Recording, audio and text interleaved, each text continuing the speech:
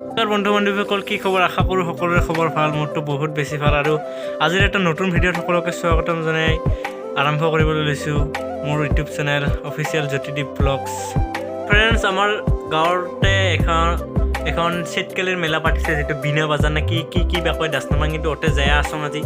তো ফ্ৰেণ্ডছ ওৰে অলপমান ভিউ দেখাম তো ফ্ৰেণ্ডছ ভিডিঅ'ৰ লাষ্টলৈকে চাই থাকিব